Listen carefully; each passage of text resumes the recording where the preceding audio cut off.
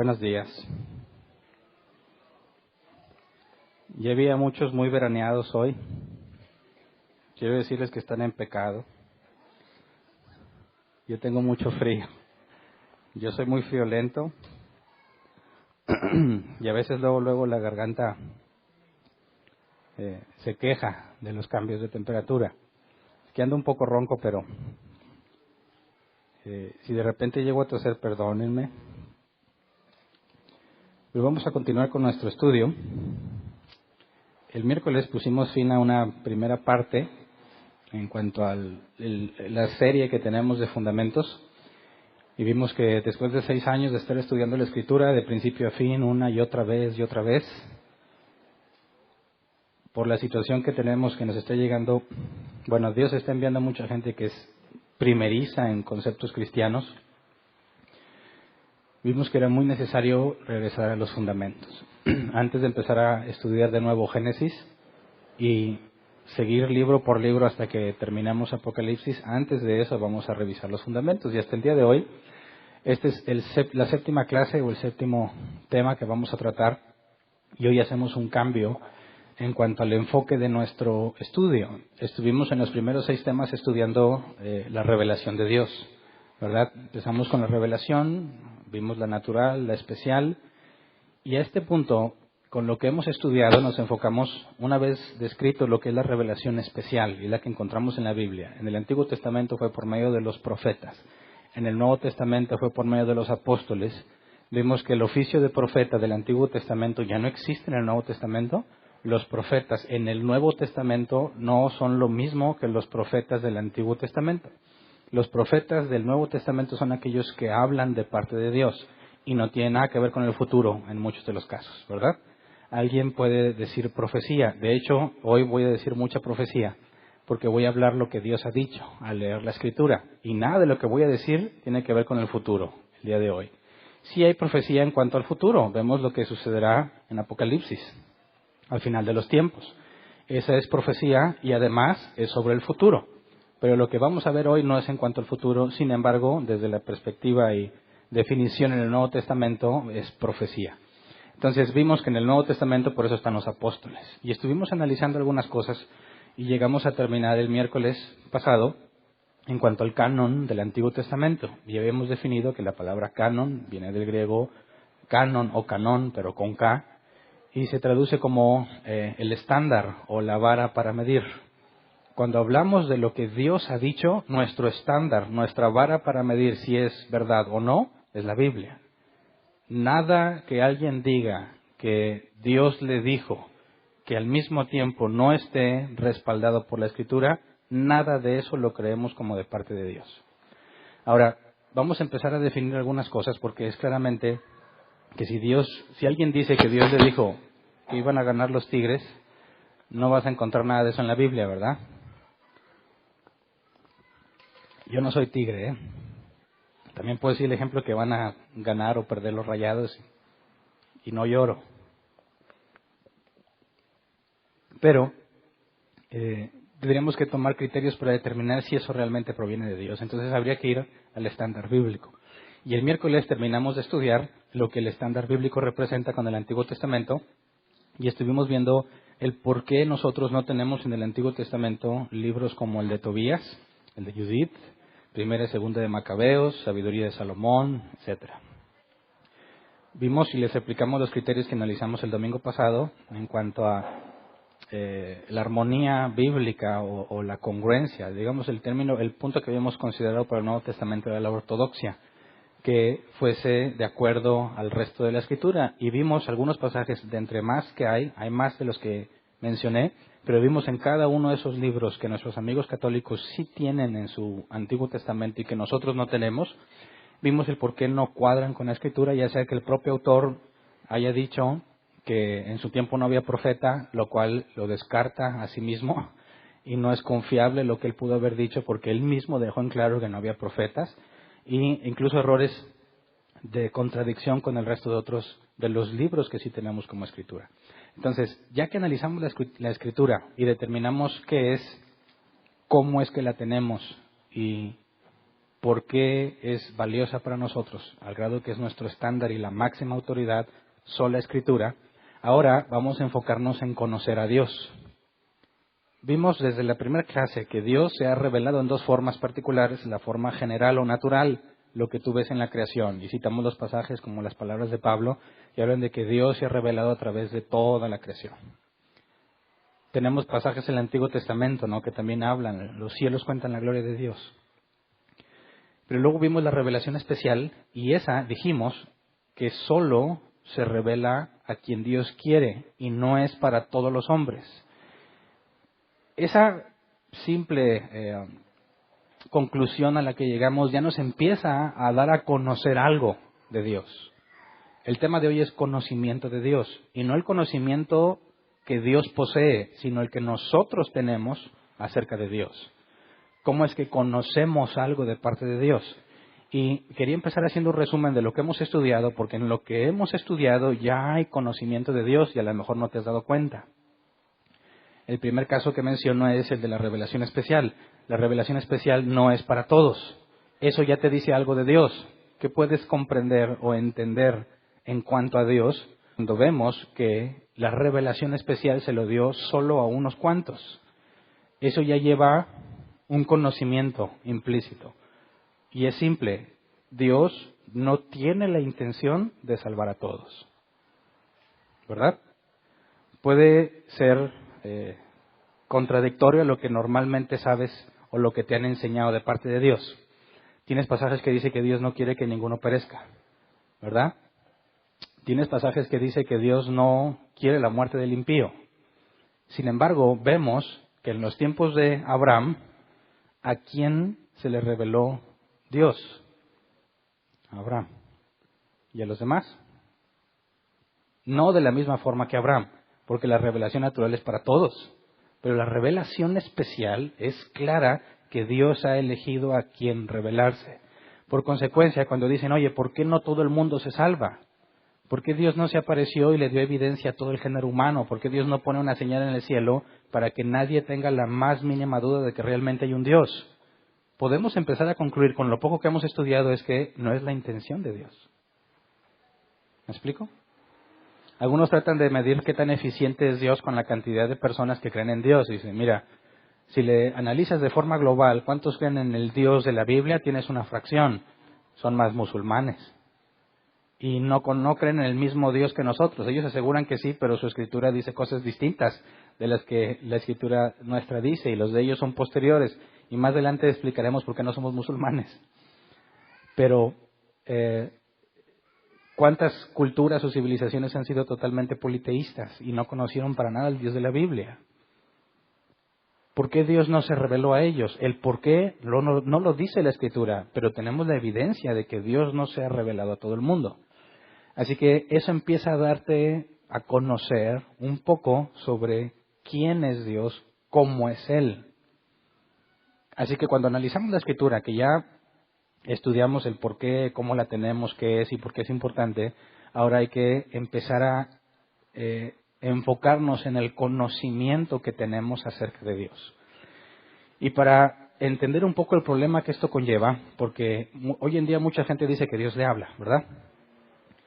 Y como lo mencionaba al principio, vamos con no es el enfoque del día de hoy, pero con respecto, conforme vayamos estudiando cada vez más la Escritura y cómo Dios se revela a través de la Escritura, se va a volver cada vez más fácil detectar cuando realmente Dios ha dicho algo y cuando no. ¿Se acuerdan del ejemplo de la señora que quería que Dios le dijera si se quedaba con su viejo hombre o con el nuevo? Porque esta señora tenía un amante, ¿verdad? Y según me dijeron, fue un hecho verídico. Esta señora tiene ya el dilema de a quién va a amar y con quién se va a quedar, pero como se considera cristiana, no sabe si quedarse con su viejo hombre o con su nuevo hombre, que es el amante. Pero ya sostiene relaciones con ambos, pero es cristiana y quiere saber la voluntad de Dios. Así que acude con su líder y le dice pues que agarre la Biblia, hojas para arriba, que le pide a Dios que le muestre cuál es su voluntad, que habla la Biblia, ponga el dedo, y eso es lo que Dios tiene para ella. Y precisamente encuentra uno de los escritos de Pablo que dice, despojaos del viejo hombre.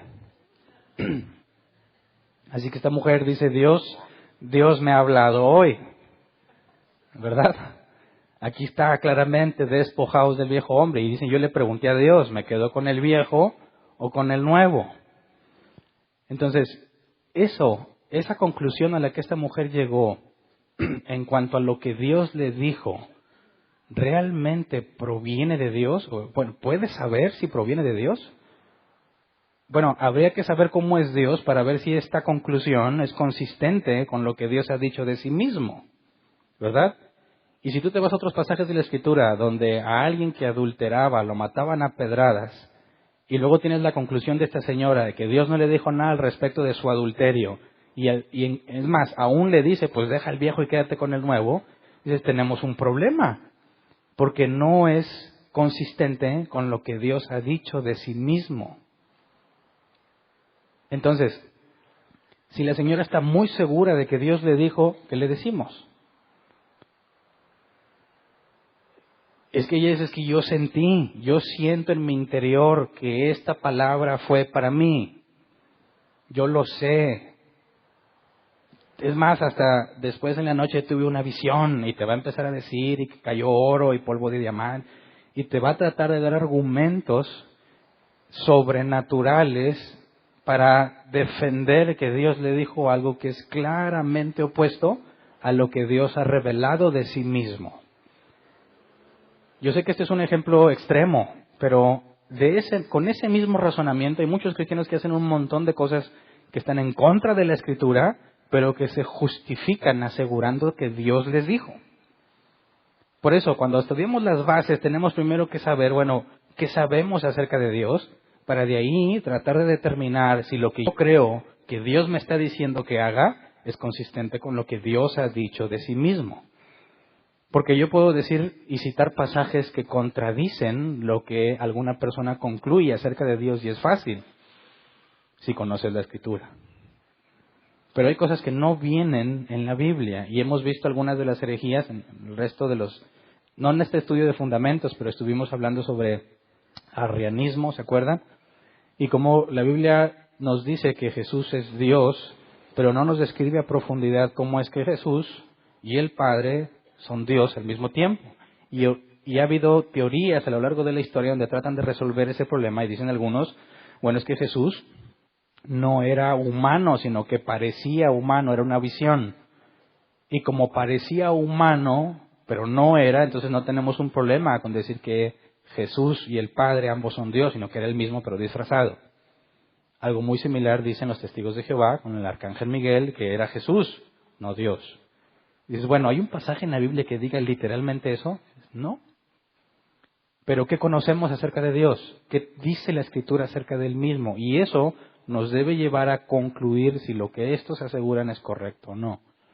Si realmente Jesús no fue humano y era solo una visión o una apariencia, entonces la cruz se invalida. Entonces no murió. Y si no murió, no hay expiación de pecado. No hay propiciación. Si solo fue una ilusión, entonces estás echando por tierra gran parte de la enseñanza del Nuevo Testamento. Entonces, no hay un pasaje que te diga sí o no, pero tú puedes analizar en base a lo que Dios ha dicho si es consistente o no. Entonces, hagámonos esta pregunta. ¿Cómo sabemos que sabemos de Dios? ¿Me entiendes? ¿Cómo sabes que sabes? Si hacemos un experimento y le preguntamos a un grupo de personas, creyentes y no creyentes, ¿qué es Dios y cómo es Él? ¿Qué crees que te van a decir? Alguno te va a decir, y estas son algunas listas que yo he escuchado, he leído o que yo mismo llegué a pensar, Dios es amor puro e incondicional. ¿Es cierto o no? Sin embargo, hay personas que dicen, Dios es amor. ¿Por qué impides que los homosexuales se casen si se aman? Y si se aman y Dios es amor, lo que ellos hacen proviene de Dios. Fíjate cómo utilizan su conocimiento de Dios para sacar conclusiones. Pero ¿cómo sabemos que ese conocimiento es correcto? Alguien más, es la energía que mueve al mundo. O es el universo. Y tienes frases de que tú vas por la calle y ves a un pordiosero, ves a un árbol, ves a un perro. abraza al árbol y abrazaste a Dios. Porque para ellos Dios es todo. ¿Es correcto eso? Hoy en día muchos dicen que Dios es prosperidad y riqueza. ¿Sí? ¿Cómo lo supiste? Me lo reveló. Otros dicen, y ya no estoy tanto en el ámbito cristiano, dicen Dios es un hombre en el cielo que te vigila y te castiga cuando haces algo mal. Y no estamos hablando de Santa Claus. Porque esta definición aplica a Santa Claus, ¿verdad? Es alguien que te ve donde quiere que estés y sabe cuando hiciste mal y te pone en la lista de niños malos y no te va a traer lo que le pediste. Y esa misma analogía se le han tratado de imponer a Dios. Hay un hombre en el cielo que está checando que cumplas con sus mandamientos y cuando no los cumple te maldice. Y ese es un argumento usado por los ateos. ¿Tú crees realmente que hay un hombre en el cielo poniendo atención a todo lo que haces para castigarte cuando haces lo malo? Espérate, no, tú estás hablando de Santa Claus. No es el Dios de la Biblia. Pero voy a dar una definición que es la que Richard Dawkins en uno de sus libros dio. ¿Conocen a Richard Dawkins? Uno de los ateos más conocidos a nivel mundial. Él dijo, y estoy citando en español, ¿verdad? Cuando él escribió, lo escribió en inglés, así que puede haber error en la traducción, pero dice, Dios es posiblemente el personaje más desagradable de toda ficción, celoso y orgulloso de serlo, mezquino, injusto, incapaz de perdonar, enfermo por tener el control, vengativo, sanguinario, asesino de etnias, misógino, homofóbico, racista, infanticida, genocida, filicida. Yo cuando vi esta palabra dije, ¿qué es eso? Bueno, yo puse aquí entre paréntesis, persona que mata a sus hijos. Eso es un filicida. Bueno, iba en la lista infanticida, genocida, filicida, pestilente, megalómano, sadomasoquista, caprichosamente malévolo. Esa es su definición. Ahora, las que te di son variadas y muy distintas. Si yo te preguntara a ti qué es Dios y cómo es, ¿qué me vas a contestar? ¿Y en base a qué? Ahí está el dilema. Necesitamos poner una base para la que conocemos de Dios para asegurar que estamos alabando y adorando al Dios de la Biblia y no a uno que tú creaste muchas veces a tu propia imagen y semejanza. ¿Me explico? Que lo que nosotros decimos conocer de Dios, qué es, cómo es, que no implica qué es, sino quién es y cómo es, sea algo objetivo y no subjetivo. ¿Se acuerdan de esos términos? Si yo les pregunto cuál sabor de helado es el más delicioso, quizás algunos van a decir que el de fresa. Y yo voy a estar de acuerdo con ellos, pero depende de la marca. ¿Verdad? Yo te voy a decir, no, ¿qué te pasa? El de brócoli. Y yo voy a decir, eso es abominación. No deberían hacer helado de brócoli, pero lo hacen. Y otro te va a decir, no, pues el mío es el de sabor a ángel. Y ese ya se volvió más abstracto, ¿verdad? Pero ¿cómo sabemos realmente cuál es el más delicioso? Eso no es imposible establecerlo de forma objetiva. Eso va a ser subjetivo y depende de cada quien. Y cuando hablamos del conocimiento de Dios, no lo puedes dejar en el ámbito subjetivo, de manera que depende de cada quien qué es Dios y cómo lo define. Tenemos que pasarlo a lo objetivo, algo en lo que todos podamos acordar. Y cuando vimos la revelación de Dios, vimos que Él se revela a sí mismo, porque Él es invisible, ¿verdad? No lo puedes oír, no lo puedes palpar, no lo puedes sentir. Entonces dicen, pero yo siento a Dios y yo oí a Dios. Bueno, ¿cómo fue que eso pasó? Porque por definición, Dios no es material. ¿Se acuerdan? Dijimos que cuando analizamos la revelación natural, Dios, por lo medio del razonamiento que hicimos y por medio del análisis de la creación, llegamos a conclusiones de que fue primero el huevo o la gallina, ¿verdad? Analizando lo natural, si tienes un huevo hubo una gallina, pero para tener la gallina hubo un huevo, y así te vas. ¿Hasta qué punto debes llegar? Si analizas el universo y sabes que todo lo que sucede es porque es el efecto de algo, de alguna causa. Toda acción tiene una reacción.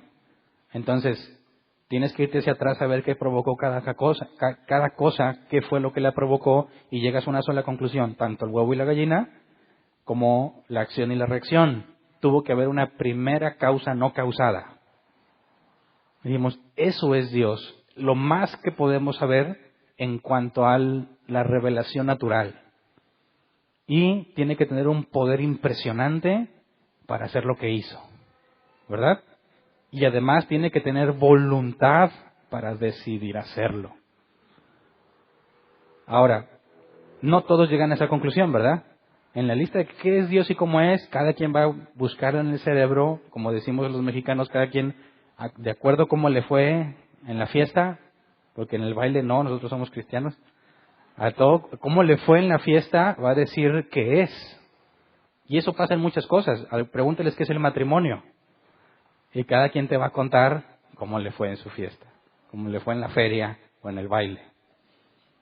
Entonces nosotros tenemos que fundamentarnos en lo que Dios ha dicho. Y si ya demostramos cómo es que la Escritura es la máxima autoridad para nosotros, tenemos que partir de la Escritura para que podamos saber cómo es Dios. Ese es el principal objetivo del tema, entender cómo es que tenemos conocimiento de Dios y cómo es que no puede depender solamente de ti y de lo que tú crees o de cómo a ti te ha ido. Entonces, una conclusión que podemos sacar ante las incontables listas de definiciones y explicaciones de quién es Dios o cómo es según cada persona, podemos concluir que realmente nadie comprende a Dios. Si fuese un término que todos pudiésemos comprender, todos llegaríamos a la misma conclusión. Así que lo primero que encontramos al analizar cómo es que tenemos conocimiento de Dios, y lo primero que tenemos que reconocer, es un término que puede ser un poco técnico, pero necesitamos entenderlo. El término es incomprensibilidad. Incomprensibilidad. Es incomprendible. Pero ¿cómo sé que es incomprendible? ¿Cómo comprendí que es incomprendible? Cuando hablamos de este término, tenemos que leer algunos pasajes para ver cómo es que llegamos a ese término. Vamos a Isaías 42. 25 y 26. Isaías 40, 25 y 26. Dice, ¿con quién entonces me compararán ustedes? ¿Quién es igual a mí? Dice el santo. Alcen los ojos y miren a los cielos. ¿Quién ha creado todo esto? El que ordena la multitud de estrellas una por una y llama a cada una por su nombre. Es tan grande su poder y tan poderoso su fuerza que no falta ninguna de ellas. Y aquí nos está diciendo algo. ¿Cómo puedes comprender a alguien que no es como aquello que creó? Si Dios creó la materia, Dios no puede ser materia, ¿verdad? Si Dios creó el espacio, Dios no necesita espacio. Nosotros necesitamos espacio para poner la materia, ¿verdad? No puedes tener materia si no hay un espacio. Y en nuestro universo, cuando Dios crea el tiempo, a Dios no le afecta el tiempo. Pero para mí nada es comprensible sin tiempo. Hablamos de presente, pasado y futuro. Pero para Dios no hay presente, ni pasado, ni futuro. Todo sucede en un instante que nunca termina. ¿Cómo comprendes eso? Hacemos esfuerzos por comprenderlo, decimos nosotros, para ver el caso del tiempo. Cuando tú vas a la escuela, ya un poco más avanzado, te ponen una línea que representa el tiempo, ¿verdad?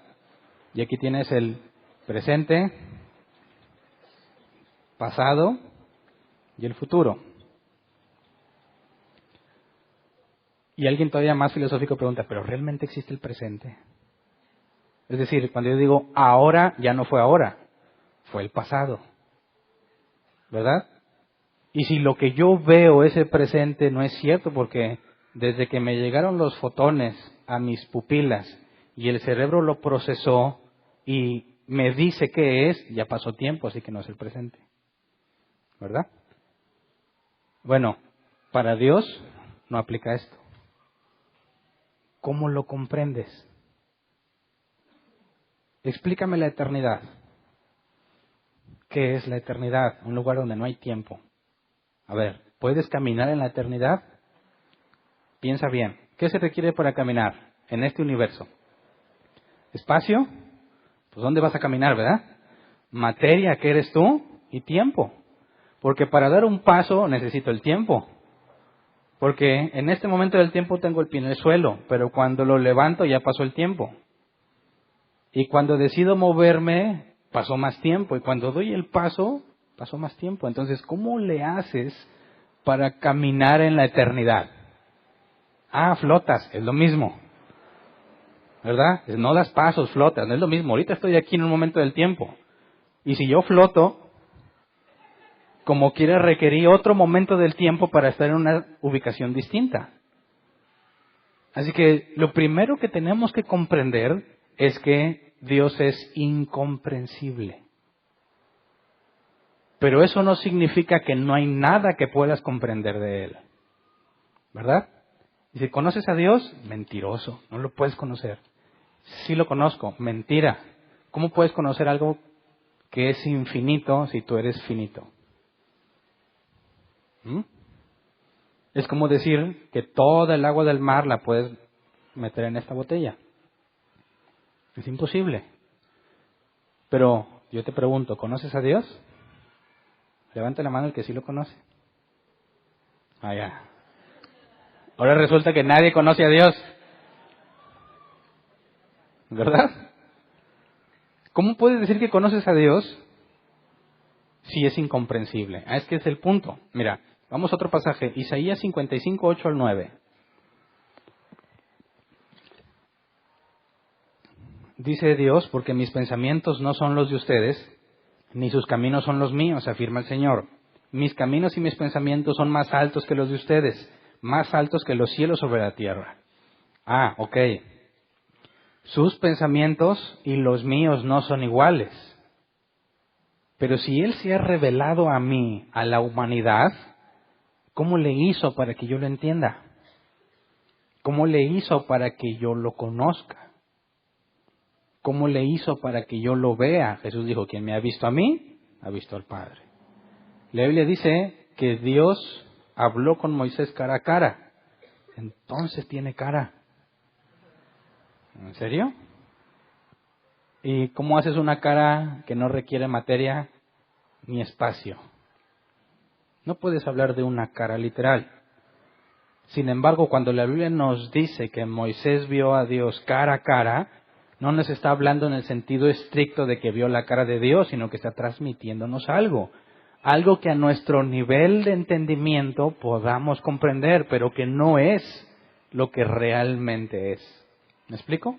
Entonces Dios dice, mis pensamientos están tan lejos de los suyos como el cielo y la tierra.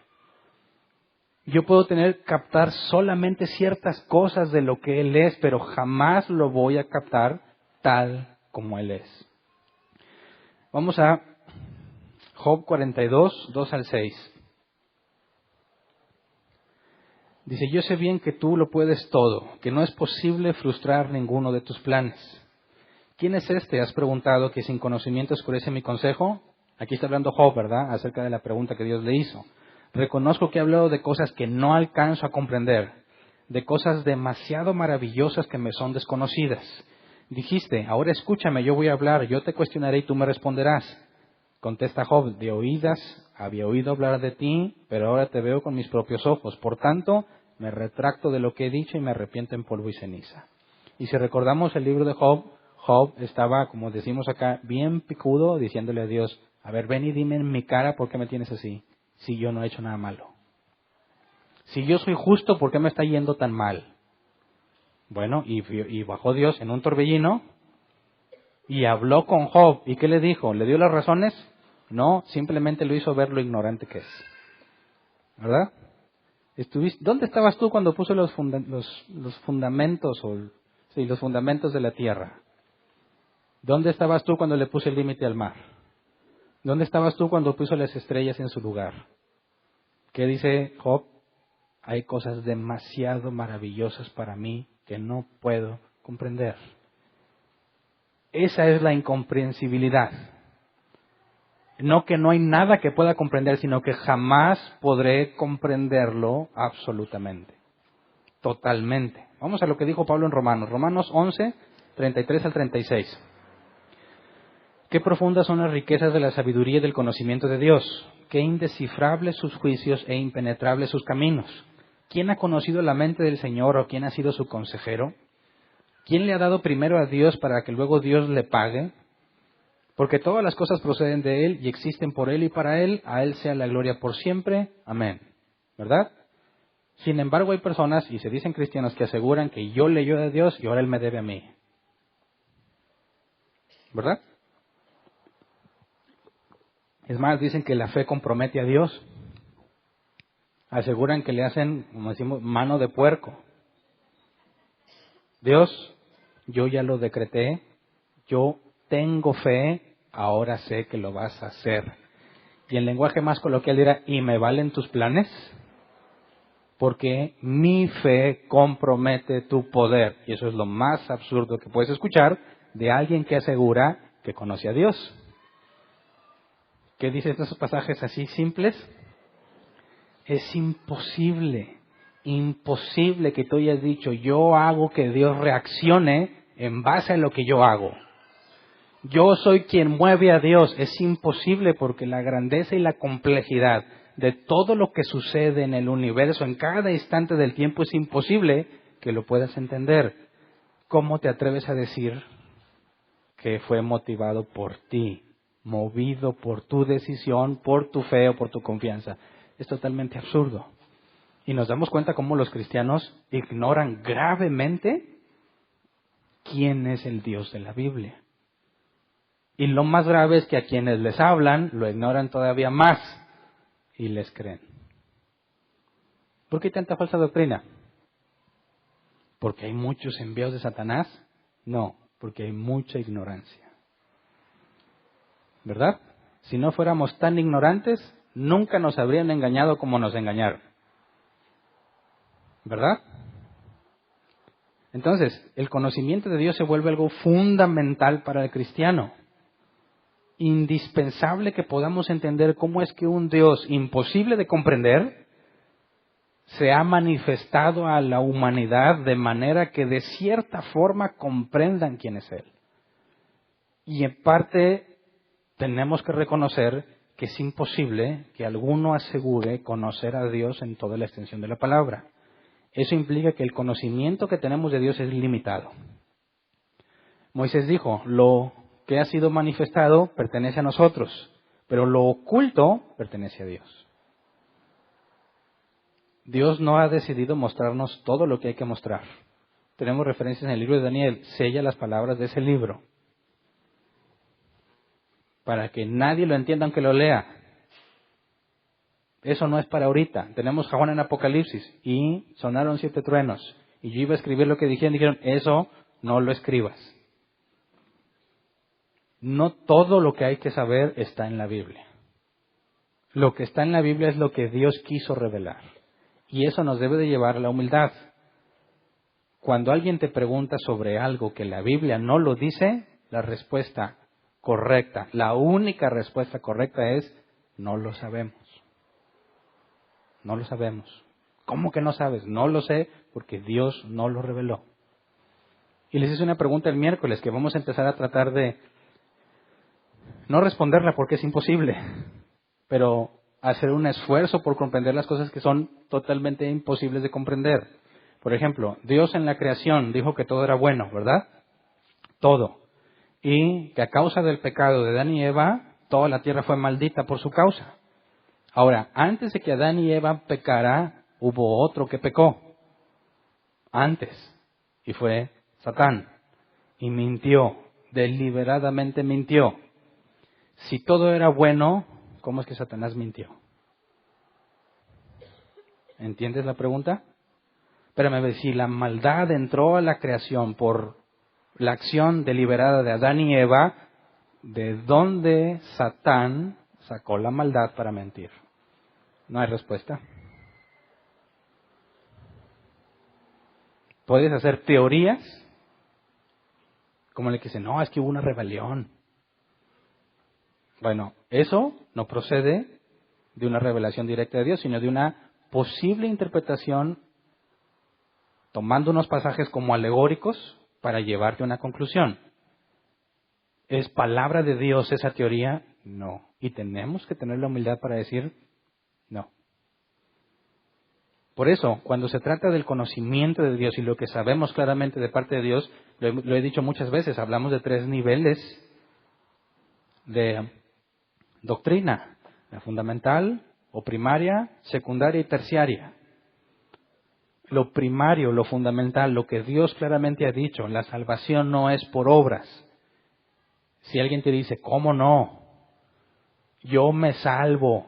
Bueno, tú no eres cristiano. ¿Cómo te atreves a asegurar semejante cosa? La revelación especial de Dios no la tienes. ¿Verdad? ¿Por qué? Pues porque no sabes lo que Dios ya reveló. Déjame te explico mejor. Mira, la Biblia dice así, y como que dice, no me importa, yo sé que yo me salvo. No conoces a Dios, así de simple. Pero si alguien viene y te dice, Hernán, tengo la clave. Ya sé por qué Satán pecó. Por la multitud de sus contrataciones, dice un pasaje ahí. ¿Alguien ha escuchado esa palabra? Por la multitud de sus contrataciones. Quien haya estudiado el tema de si Satanás cayó antes de Adán y Eva ya sabe de qué hablo, y lo veremos más adelante. Pero si tú te vas a la palabra contrataciones, viene del comercio. Y dices, ¿en serio? ¿Satanás pecó porque era un mal vendedor? ¿Porque hacía trampa cuando vendía? Eso no tiene mucho sentido. No, ¿sabes que no eres cristiano? No, espérate, estamos hablando de un nivel de doctrina distinto, en el cual no hay razón para generar una división y decir, tú eres del diablo y yo soy de Cristo. No. En esa área de lo que Dios ha revelado, no es claro al 100% si hubo una caída antes o no. Y en esos temas debemos de tener cierta libertad de decir, esa es tu teoría, pero si estás de acuerdo conmigo en que no procede de forma inequívoca de la Biblia, no tenemos por qué estar discutiendo. ¿Verdad? Así que fíjate cómo el conocimiento de Dios también nos impacta o influye en la manera en que nos relacionamos unos con otros. ¿Verdad? Calvinistas contra arminianos, ¿deberían estar peleando? No. ¿Pueden estar debatiendo? Sí, pero debatir y pelear son cosas muy distintas. Puedo presentarte mis argumentos por cuál no creo en las doctrinas de Arminio. Y puedo escuchar los tuyos, pero no eres mi enemigo. ¿Por qué? Porque volvemos al mismo punto. Eso es doctrina secundaria. La doctrina secundaria es aquella que influye en la vida del cristiano cuando se congrega. ¿Qué hacemos cuando nos congregamos? Es una forma en la que buscamos la armonía entre nosotros. Si alguien viene diciendo que la mujer tiene que usar falda y no pantalón, y él asegura que proviene de la Biblia, y tú le puedes cuestionar, ¿dónde viene la idea de los pantalones en la Biblia? Sí, dice que los pantalones, no es cierto, no existían. Todos usaban una especie de túnica, a hombres y mujeres. ¿Los hombres no pueden usar eso? ¿Qué tal si yo dije, me vine en pantalón, ahora me vine en túnica? ¿Qué pensarías? Es más, y me voy a ceñir los lomos. ¿Se acuerdan que era ceñir los lomos? Ya que tienes una especie de faldita, agarras la parte y como pañal, haz de cuenta. Vámonos, y yo me vengo, estoy pecando. Y pero ¿por qué traes así como una falda? Así andaban los romanos. ¿Es pecado? Espérate, ya estamos hablando de otra cosa. Hay que irnos al contexto cultural.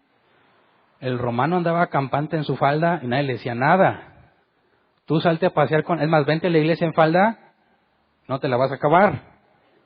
¿Verdad? Hay un contexto cultural que afecta el cómo debes de interpretar esos pasajes.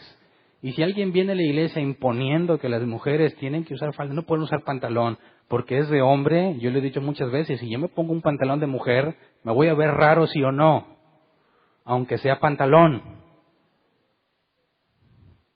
Y vamos a decir, Hernán, te faltó mucho en la repartición. ¿No te favorecen esos pantalones? Claro que no.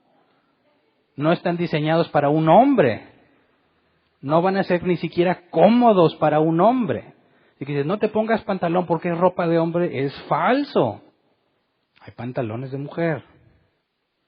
Pero eso es una doctrina secundaria. Y si yo no te acuso como no eres un cristiano, simplemente no podemos congregarnos en el mismo lugar porque nunca nos vamos a poner de acuerdo. Así que están los cristianos de allá y los cristianos de acá, pero seguimos reconociéndonos como hermanos en Cristo.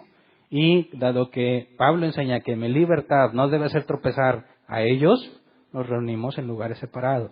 Pero ambos somos hermanos en Cristo porque tenemos el mismo fundamento. ¿De dónde provienen todas esas conclusiones que afectan a la iglesia? Del conocimiento que tenemos de Dios y lo que Él ha revelado. ¿Verdad? Por eso es muy importante estudiar a profundidad cómo sabemos lo que sabemos. Y la terciaria es, por ejemplo, esa de la rebelión de Satanás antes de la caída de Adán y Eva. Si realmente había gigantes en la tierra. Ese tipo de cosas, mira, ni me afecta que estemos congregados en el mismo lugar, ni estás afectando el fundamento de la fe cristiana. Cada quien piense lo que quiere en ese aspecto y todos nos respetamos y seguimos trabajando en conjunto. Pero lo que tenemos que entender, número uno, es la incomprensibilidad de Dios. Nadie puede asegurar que ya sabe todo lo que hay que saber. Y eso nos lleva necesariamente a la humildad. Y quisiera ponerte un ejemplo. Imagínate que tienes dos personas que hablan lenguas distintas, idiomas distintos. No lenguas de acá, de la iglesia y los cristianos, sino uno habla alemán y otro habla chino mandarín. No se parece nada el idioma, ¿verdad? Y los tienes que poner a comunicarse una especie de mensaje. Nadie sabe, el chino mandarín no sabe escribir, ni escuchar, no sabe entender ni hablar nada de alemán y viceversa. Y el mensaje que le debes de transmitir es este. A ver si tú puedes. Debido a la fuerza de gravedad, un cuerpo no puede permanecer suspendido en el aire de forma indefinida a menos que algo actúe sobre dicho cuerpo contrarrestando la fuerza gravitatoria. ¿Cómo se lo explicas? Si es imposible que te entienda al hablar o al escribir, ¿cómo le haces? Este es el argumento que muchos usan. ¿Cómo sabes que Dios te habla si es incomprensible? ¿Cómo sabes que lo que sabes te lo dijo Dios? Ahora, pongamos un ejemplo más simple, como la película esa de la India María. Vas a los United States y quieres cheese hamburger. ¿Cómo explicas que quieres comer? No es tan complejo, ¿no? Ya tú puedes empezar con una serie de nivel de comunicación básico donde le puedes decir, ¿se vas al baño? No. Hambre, comida. Y tienes que bajar un nivel de comunicación, y le llaman algunos primitivo, donde establece ciertos elementos que pueden ser comprensibles por el otro aunque no hable tu idioma. Hay señales universales, ¿verdad? Dicen que cuando alguien se está ahogando por un trozo de comida tiene que hacer una señal. ¿Alguien se la sabe? ¿Sí? Tienes que hacerle así. Yo dije, no hombre, si me estoy ahogando nunca me voy a acordar de la señal que tengo que hacer para que todos me entiendan. Pero cuando te estás ahogando tienes que hacerle... Y se supone que todos saben, dicen, esa es la señal. ¿Verdad? Dices, bueno, no, ese no es un buen ejemplo. Ok, pero ¿de qué color son los semáforos en Roma? Las luces del semáforo, ¿eh? No crees que el cuerpo del semáforo. ¿El rojo es verde allá o...? El rojo representa algo, ¿qué? Alto. Aquí y en China y en Roma, aunque hablamos distinto idioma.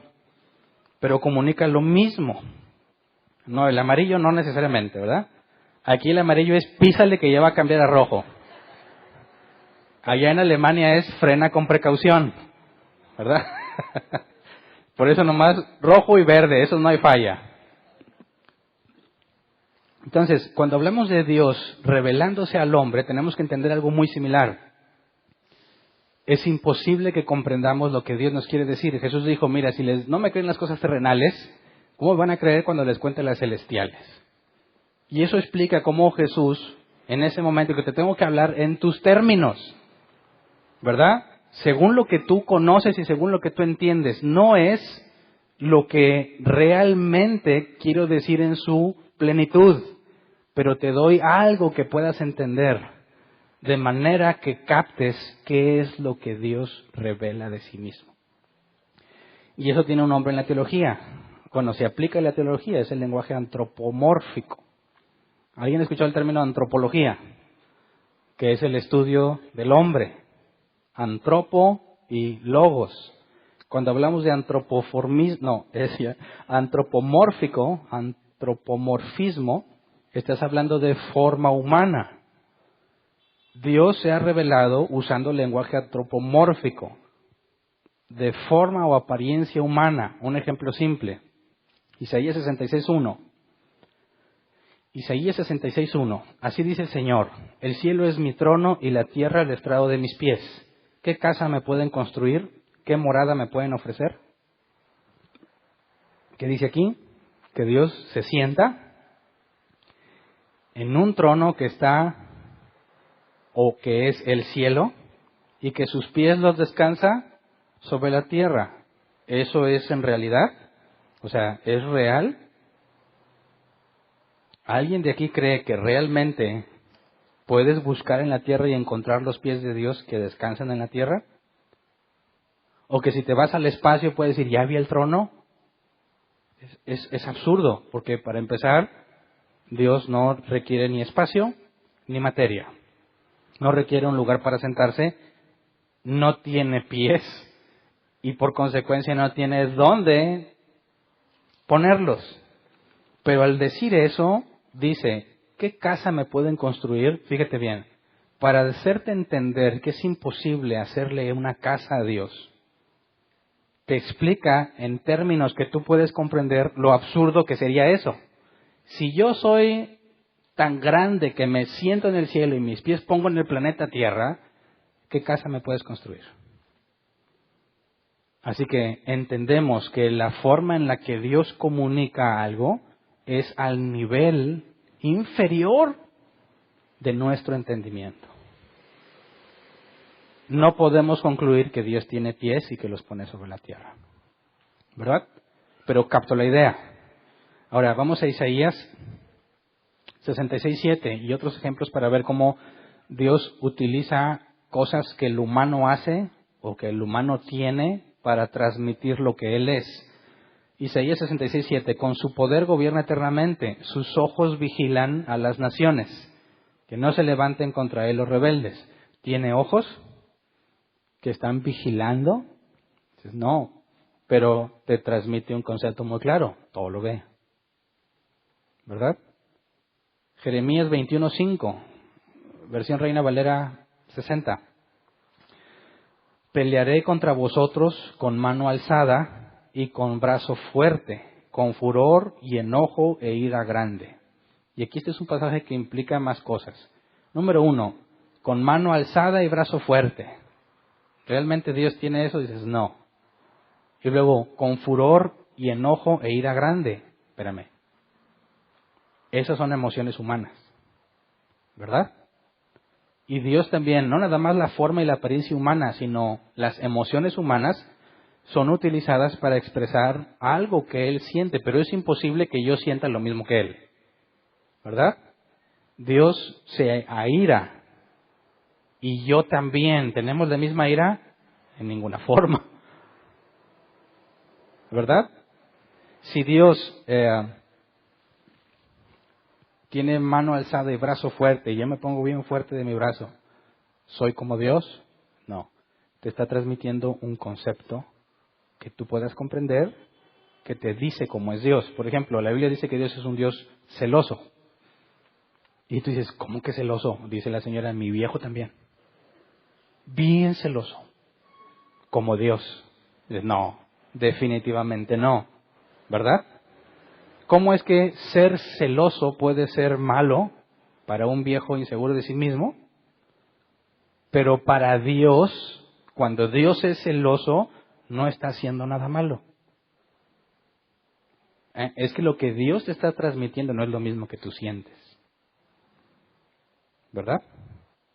Pero sí nos da una idea en la esencia de lo que son los celos, y tú puedes empezar a analizar, a ver, si Dios es bueno, porque la Biblia dice que Dios es bueno, y no hay ninguna otra fuente de bondad, y alguien es celoso con su mujer, ¿por qué la cela?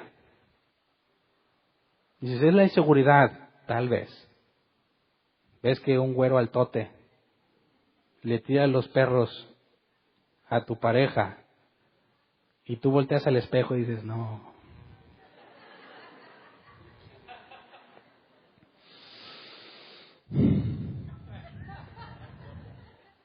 Dices, ni cómo, o sea, ni un poquito de... No. Te retiras simplemente y dices, no, vieja, vete con él. No, ¿verdad que no haces eso? No, te prohíbo que le hables. ¿Por qué? En esencia, porque, fíjate bien, hay varias razones, ¿verdad? Y están mezcladas unas con las otras. Si tú vieras a ese que va y luego te ves al espejo y dices, no, compadre, ¿a qué le tiras? ¿Le vienes a contar chistes al payaso? No la celas, porque dices, desde tu postura, desde tu criterio, no me llega. Pero bueno, eso se ha demostrado que es un problema. Los hombres cuando se ven en el espejo, siempre se ven mejor de lo que están, ¿verdad? Tienen la panza, pero dice, pero si la sumo, asunto arreglado. Por eso, los hombres, cuando ven pasar a mujeres que les atraen, suman la panza y piensan que cachete, papá, desapareció, porque sumiste la panza, ¿verdad? Y las mujeres cuando se ven al espejo, ¿qué dicen? Estoy muy fea o estoy muy gorda, aunque no lo estén. Entonces, bueno, cuando alguien se ve al espejo y agarra confianza, sí, panza, pero ¿qué panza? Así que no la voy a celar porque creo que tengo elementos competitivos superiores. Pero cuando digo que no, fíjate que de entrada hay un deseo genuino de no perder a tu pareja. Que no se vaya de tu lado. Quieres tenerla cerca, pero luego ya le agregas tu egoísmo. Y si realmente quieres que también sea feliz, ¿no sería más feliz ahí? No, pero yo la quiero tener conmigo. Y entonces, no, esto y lo otro. Espérame, cuando Dios es un Dios celoso, no es lo mismo que nosotros, pero en esencia nos transmite algo. Anhela estar en comunión con sus hijos. Pero es muy importante entender que hay una división muy clara entre los celos que un humano siente y los celos que describen al Dios de la Biblia. ¿Verdad? Vamos a ver un caso en una emoción humana. Jonás 3:10. ¿Cómo se describe a Dios? Y vio Dios lo que hicieron, que se convirtieron de su... Reina Valera 60. Y vio Dios lo que hicieron, que se convirtieron de su mal camino y se arrepintió del mal que había dicho que les haría y no lo hizo. Se arrepintió. Dios se arrepiente. Dice Números 23:19, Dios no es hombre para que mienta, ni hijo de hombre para que se arrepiente. Y dice el ateo, ahí está, una contradicción. ¿Verdad? No se arrepiente Dios, pero ahí en Nínive sí se arrepintió. Momento. Vamos al original. La palabra arrepintió es, en el hebreo, un dolor interno. Le dolió a Dios. Cuando Dios se arrepintió de algo es porque nos transmite de cierta forma que experimentó algo que se parece a lo que un humano experimentaría. Cuando ves que castigaste a tu hijo porque hizo algo mal y no dijo pío y se pone a hacer al pie de la letra lo que le pediste, ¿a poco le dejas el castigo completo? A veces nosotros decimos, no, ya fue suficiente, ya entendiste, te arrepentiste, pero ¿qué te movió? ¿Verdad? Eso es un arrepentimiento muy distinto al decir, ¿sabes qué? Yo dije que esto iba a pasar, pero me arrepiento porque la verdad no pude ver lo que iba a pasar. Así que cuando hablamos del arrepentimiento en Dios hace referencia a una emoción y no a la falta de información que lo llevó a no prever una situación que se presentó y por consecuencia me arrepentí.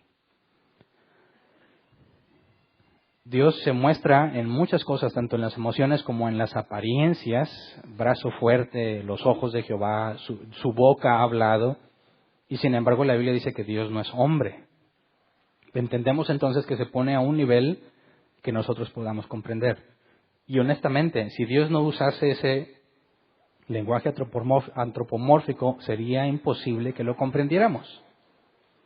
¿Cómo me va a explicar Él cosas que yo ni siquiera puedo ver ni entender? Se pone a mi nivel y me explica. Pero hay cosas que aún en el término humano no se pueden comprender porque el humano no lo tiene. Te voy a poner un ejemplo. Hay 3 razones y voy a darte los nombres técnicos. Normalmente le saco la vuelta a los nombres técnicos porque son conceptos que propiamente no te llevan a la práctica de algo, pero sí te ayuda a identificarlo. Entonces voy a mencionarlo. Hay 3 formas en las que hablamos de Dios, aunque no pertenece a algo del humano, eso que hablamos. Por ejemplo, uno es la vía negación. Vía negación. No podemos decir que Dios es algo porque no existe, así que decimos lo que no es. ¿Me explico? Por ejemplo, Dios no es un mortal. Dios no es un simple mortal para que mienta y cambie de parecer, dice la NBI. Dios no es hombre para que mienta, ni hijo de hombre para que se arrepienta. No estoy diciendo algo que es, sino algo que no es, porque es imposible decir que es en términos humanos, ¿verdad? Ya que ningún ser humano podría ser como Él es.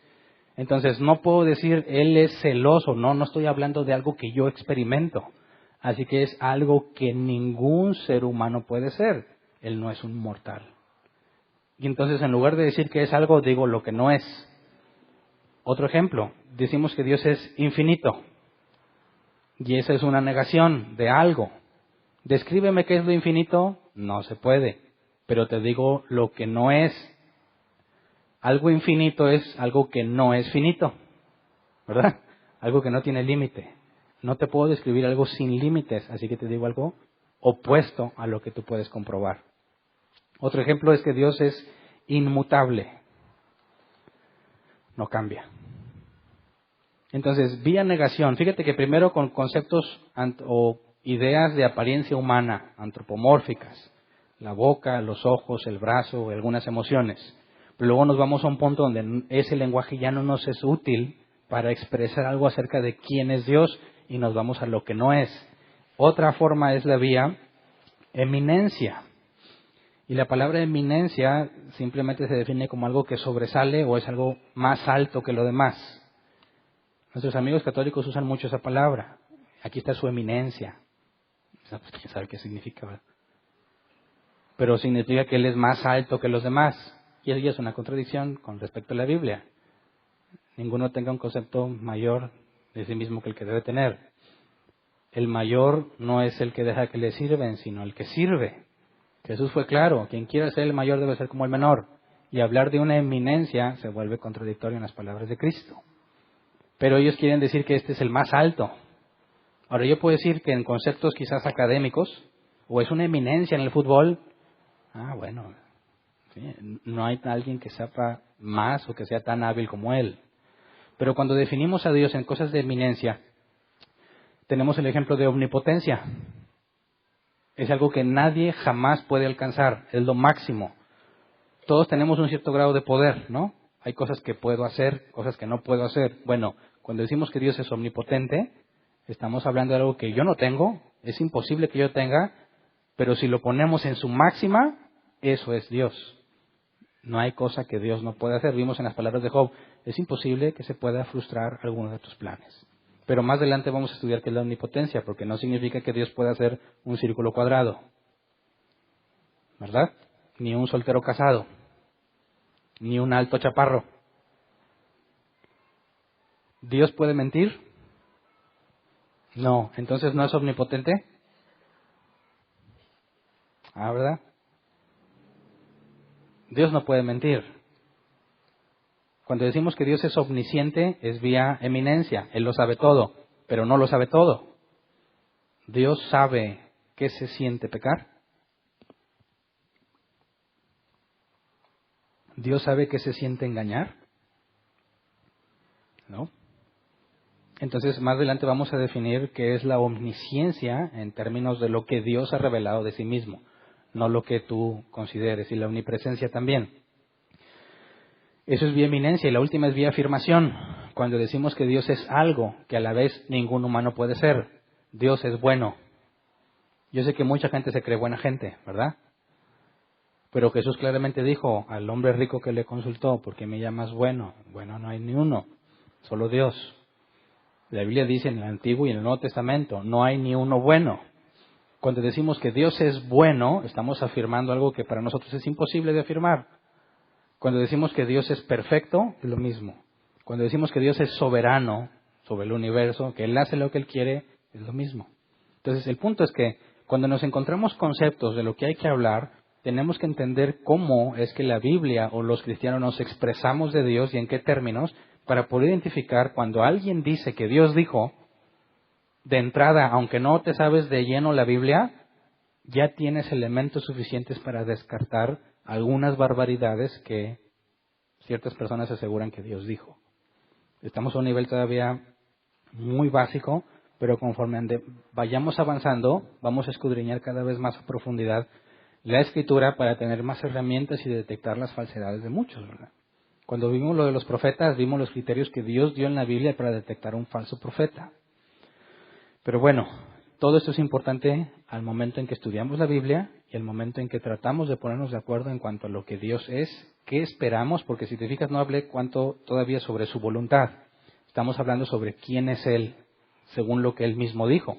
Pero también Dios escribió qué espera que suceda, qué espera de ti, qué fin tiene el mundo, cuál es el propósito que Él tiene. Entonces hay todavía mucho que analizar en parte de la Escritura, pero por el día de hoy terminamos con esta parte del conocimiento de Dios. Si tú crees que conoces a Dios, pero ese conocimiento no lo sacaste de la Biblia, tienes dos opciones: el que te lo dijo lo vio en la Biblia, o es mentira lo que sabes. ¿Verdad? Cuando hablemos de lo que Dios quiere, de lo que Dios es, seamos precavidos, con mucha atención, que solo comuniquemos lo que la Biblia enseña. De lo contrario, te vuelves un falso maestro. Falso maestro, porque estás enseñando algo que Dios no dijo. Un falso profeta, porque lo que dices que Dios dijo no es cierto. ¿Verdad? Y hay de aquel que haga tropezar a uno de estos más pequeños, dijo Jesús. Así que tenemos, y yo lo entiendo, yo lo viví, nadie puede hablar con plena certeza de lo que sabe, pero conforme avanzamos y estudiando podemos decir: yo esto no lo digo de mí, sino que aquí está en la Biblia. ¿No me crees? Chécalo. ¿Verdad? ¿Lo que tú sabes de Dios viene de la Biblia? ¿Dios aprieta pero no ahorca? Ayúdate que yo te ayudaré. Bueno, uno más cristiano. ¿Tu lengua tiene poder? Esta otra analogía que me sorprendió, dijeron, un predicador, vi el video, dice: usemos la lógica para determinar quiénes somos en Cristo. Si los gatos tienen gatitos y los perros tienen perritos, ¿Dios qué tiene? Toda la gente. A ver, va de nuevo. Si los gatos tienen gatitos y los perros tienen perritos, ¿Dios tiene? Dicen, diositos, tú eres un Dios. Y la gente de pie, amén. Qué absurdo. ¿Qué dice la Biblia en cuanto a Dios? Solo hay uno. ¿Verdad? Y la Trinidad, más adelante le vamos a estudiar, pero no entra en conflicto con decir que Dios es uno. Sin embargo, tienes muchos que se dicen cristianos que se sienten que porque los perros tienen perritos y Dios tuvo hijitos, pues sus hijitos son diositos. Qué absurdo. ¿Verdad? Y hay más, pero pues no tiene caso. Ya sé que se la saben. El punto es que puedas detectar qué cosas, bueno, date cuenta qué cosas tan absurdas se dicen en las iglesias que se autodenominan cristianas. Tienes una enorme responsabilidad, ¿verdad? Ante el error, no callar. No podemos callar ante el error. Se nos va a juzgar por lo que dijimos y por lo bueno que no dijimos. ¿Verdad? Pero cuando vas a hablar, la Biblia pone reglas. Que tu plática sea amena y de buen gusto. Y ahí está la parte más difícil. ¿Estás de acuerdo conmigo? Porque te dan ganas de descargar la ira santa que tú crees que es santa, pero tienes que encontrar la forma de esperar el momento oportuno, de forma amena y de buen gusto. Mi querido apóstata. No. Aunque lo quieres decir con sensibilidad, lo estás como quieras. Estás poniendo una barrera muy fuerte entre tú y él cuando les digas que eres apóstata, no importa con qué tono se lo digas. ¿Verdad? Más adelante vamos a estudiar sobre eso de que qué es lo que la Biblia enseña a la hora en que lo dices. Y que todos puedes tenerlo aquí, pero cuando llega el momento de todo es muy distinto, ¿verdad? Porque se calienta la cabeza y se borra todo ese conocimiento y lo único que quieres decir es lo que sientes. No. Necesitamos practicar, ¿verdad? Así que mientras hablemos de la Escritura y hablemos acerca de quién es Dios y encontremos posturas distintas, vas a tratar de expresar lo que tú sabes acerca de Dios. Número 1, tienes que fundamentarlo en la Biblia. No es mi idea, es lo que la Biblia dice. Número 2, cuando veas que eres incapaz de hacerle entender lo que tú entiendes, vas a tener que buscar nuevas palabras. Vas a tener que buscar la forma de hacerlo entender. Y si eso lo hacemos entre nosotros, que nos consideramos hermanos en Cristo, cuando vayas afuera, te aseguro que no vas a perder el control tan fácilmente. Porque unos tienen un don para descontrolarte, ¿verdad? Pero ya vas a saber que no nada más lo que tú piensas y como tú lo piensas es, porque otras personas, eso mismo que tú entiendes, lo entienden con palabras distintas. Y como ya hiciste el ejercicio de usar las palabras que él entiende para explicarle, cuando llegas ante alguien que te cuestiona, y según 1 Pedro 3:15, tienes que presentar defensa, tienes que dar razón de la esperanza, entonces ya vienes armado. Y le dices, mira, así, no me entiendes, déjame te lo explico de otra forma, porque yo ya me sé varias, porque ya hablé de esto. Ahí te va esta, la B, la C, la D, la E, la F, ninguna. Espérame, necesito buscar gente loca como tú, que me explique cómo es que entiende las cosas.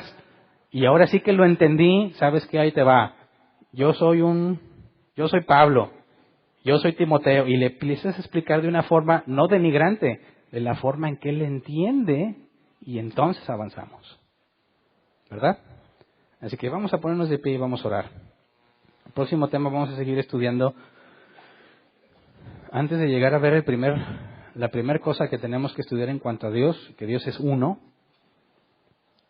tenemos que ver todavía un poco más de información, porque para los cristianos nosotros sostenemos que Dios es uno y al mismo tiempo sostenemos una Trinidad. Y tenemos que entender con buen nivel de profundidad a qué nos referimos. Pero por lo pronto hoy, lo que sabes de Dios, pregúntate a ti mismo, ¿lo sacaste de la Biblia o de la tradición? Y cuando hablo tradición no hablo de mis amigos católicos. Ya hay muchas tradiciones cristianas que van en contra de la Escritura. Cosas que por tradición hacen los cristianos que la propia Biblia prohíbe. Así que aún la tradición cristiana tienes que cuestionarla y determinar si proviene de la Biblia o no. Si tú tienes certeza de que lo que sabes proviene de Dios, excelente. Si no, necesitas hacer algo al respecto. ¿Cómo se corrige? Leyendo y estudiando la Biblia. ¿Verdad? No hay nada mágico, no hay pastillas que sin hacer ejercicio te van a hacer adelgazar. No digas, no, pues veo predicaciones y listo. Claro que no. Necesitas ir a escudriñar. Porque la Biblia dice que eso que está ahí se ha de discernir espiritualmente. Si el Espíritu Santo está en ti, aunque Dios puede usar a maestros y predicadores, jamás se va a comparar con lo que Él te revela directamente a ti estudiando la Escritura. Pero ya sabes que si la conclusión que tú topaste o encontraste no concuerda con lo que Dios te ha dicho, estás equivocado y no fue Dios quien te lo dijo. Algo más. Pero Dios no. Así que vamos a orar con eso. Señor, queremos pedirte algo que sabemos que te agrada. algo que sabemos que nos has pedido y nos has demandado, Señor.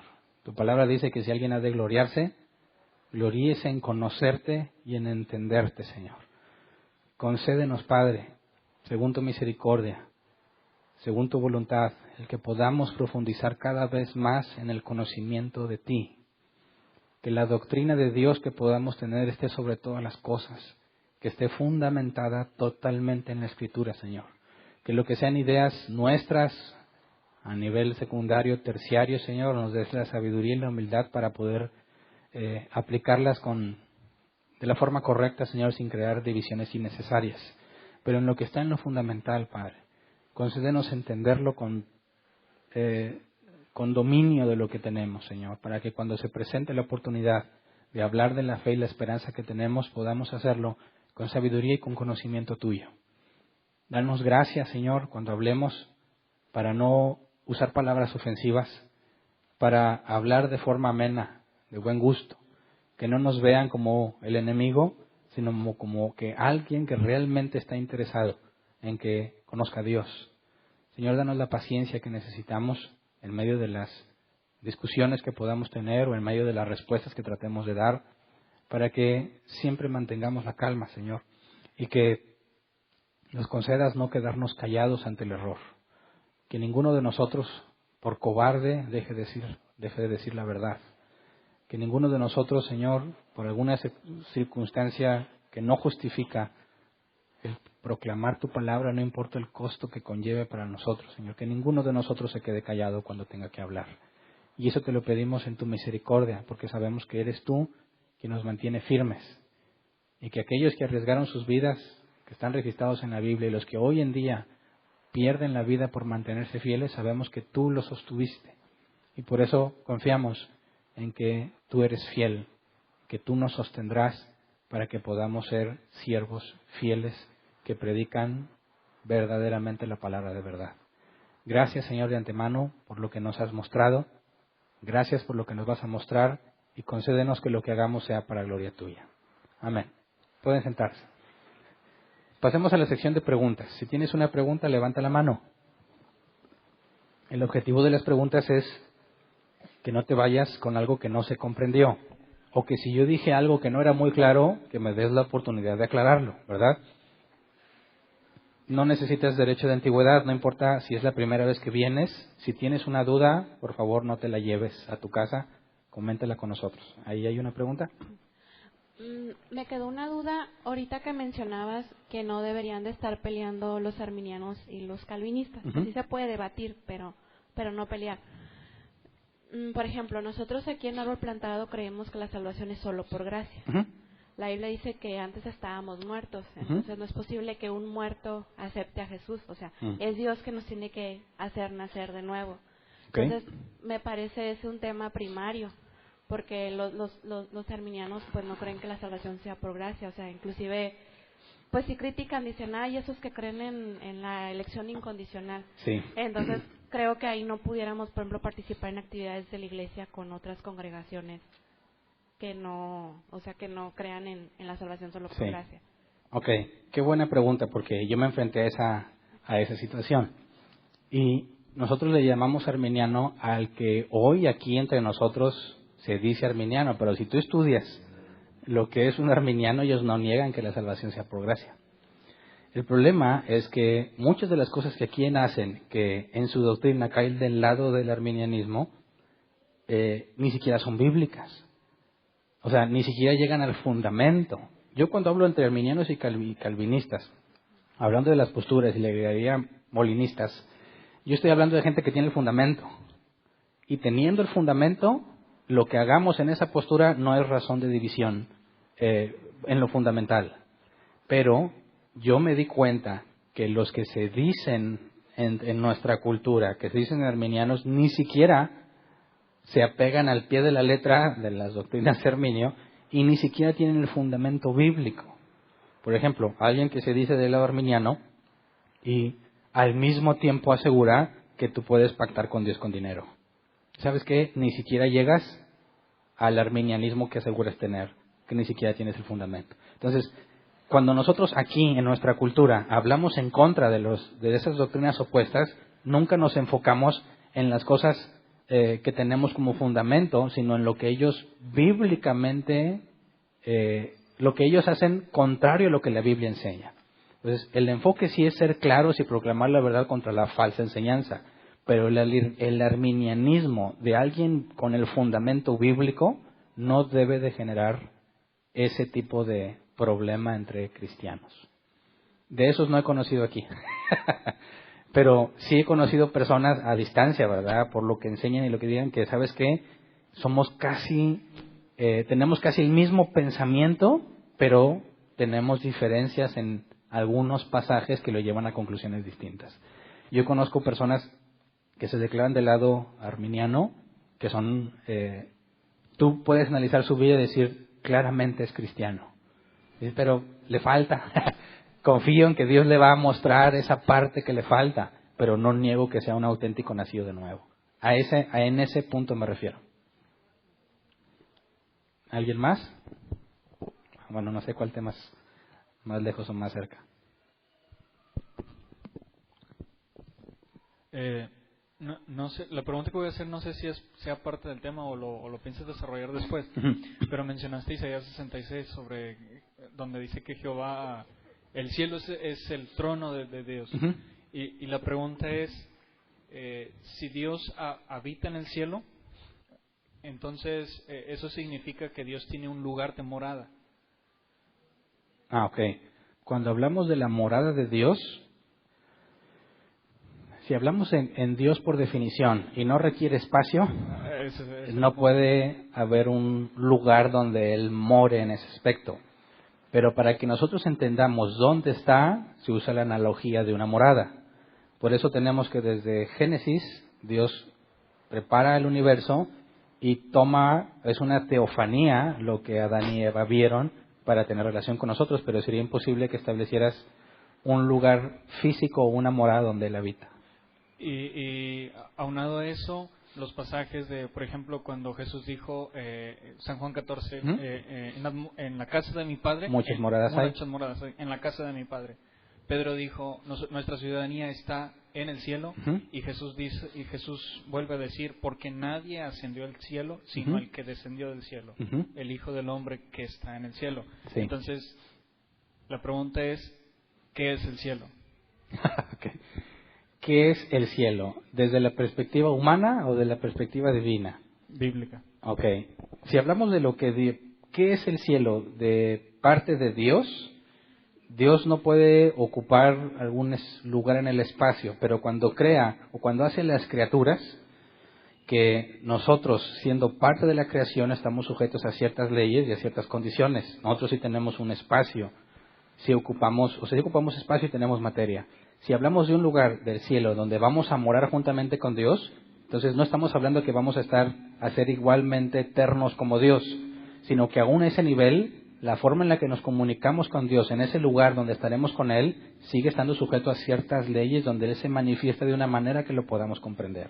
Es decir, es imposible hablar de un lugar donde Dios habita, pero si hablamos del lugar donde Dios habitará con su pueblo, es algo muy distinto, porque Él va a tener que manifestarse de una forma que nosotros podamos comprender y con la cual podamos interactuar, y a ese lugar donde nosotros, seres creados con ciertos elementos físicos, aunque hayan sido modificados para otro ambiente, es un lugar que requiere espacio para platicar y convivir con Él. Entonces se puede decir que el cielo fue real a partir de la creación. Para los seres humanos, básicamente. Más adelante vamos a ver la creación ex nihilo, para demostrar cómo bíblicamente no había nada y luego existe. Y aún los ángeles y el plano espiritual tuvo un inicio, porque antes era completamente innecesario. ¿Alguien más? Yo la duda que tengo es que, por ejemplo, muchas veces, por ejemplo, alguien que tiene la doctrina de la prosperidad, uh-huh, y predican y hacen un milagro y no sé, de repente caen polvos de diamantes, uh-huh, o el oro, uh-huh. O sea, ¿cómo se lo explicas a alguien que tiene esa doctrina? O sea, que eso no es, o sea, que no es bíblico, ¿verdad? Okay. Bueno, habría distintas formas de explicarlo. Tú puedes escoger, yo he escogido algunas que me han llevado a un fracaso en el sentido de que no pude hacerlos comprender. Cuando tú tratas de demostrar que ese polvo de diamante no es de diamante, se van a defender. Y dicen, es que no es oro, le pusieron brillantina, se va a defender. Yo en mi experiencia personal, cuando tratas de demostrarle que eso es falso, se cierra y ya no te quiere escuchar. ¿Cómo te atreves a decir que es falso algo que él experimentó? Así que a los pasajes que yo recurro son distintos. Por ejemplo, Jesús dijo, en aquel día me dirán, Señor, Señor, en tu nombre echamos fuera demonios, sanamos enfermos, hicimos milagros. Y Jesús les dijo, apartaos de mí, hacedores de maldad. Es decir, si suponemos que realmente cayó polvo de diamante, ¿eso me lleva a la conclusión de que ese hombre es un siervo de Dios? No, porque a pesar de que haya hecho milagros y que haya profetizado y que haya echado espíritus inmundos fuera, aún así Dios dice, apartaos de mí, nunca los conocí. Así que en lugar de estar debatiendo con él por si el polvo de diamante era real o era el caballero cisne, el que oiga entienda, los caballeros del zodiaco, en lugar de estar peleándome con él en ese aspecto, hay algo todavía mucho más importante, y es que esas señales que estén haciendo en ningún momento indican, bíblicamente hablando, en ningún momento indican que realmente son siervos de Dios. Judas hizo milagros y Jesús siempre dejó en claro que él nació para perderse. Así que el hecho de que alguien haga un milagro y no podamos probar si es verdadero o falso, lo vimos en el caso de los profetas, tienes que examinar su doctrina. Si proviene de Dios y lo que habla es de Dios, no puede decir nada contrario a la Escritura, no importa cuántos milagros hizo. Y si a pesar de todos los milagros, vimos la característica en Éxodo, si un profeta viene y se cumple la señal que dijo, pero te enseña, vamos a servir a otros dioses, sábelo que Dios te está probando. Entonces, dile, ok, imagínate que hizo todos los milagros, examinemos su doctrina a ver si es bíblica. Y si no es bíblica, no proviene de Dios. Ok, pero o sea, no hay manera de explicar físicamente que... Sí la hay si te pones a analizar con detenimiento. Si le decimos, mira, a ver, haz que caiga polvo de diamante ahorita y déjame grabo todo. Me aseguro que no hay nada en el techo. Es más, vamos a un caso más simple, los que aseguran que tienen don de sanidad. Vamos a llevar a un hospital y que sane a los que están ahí. ¿Va a poder o no va a poder? Si lo tiene, debe hacerlo.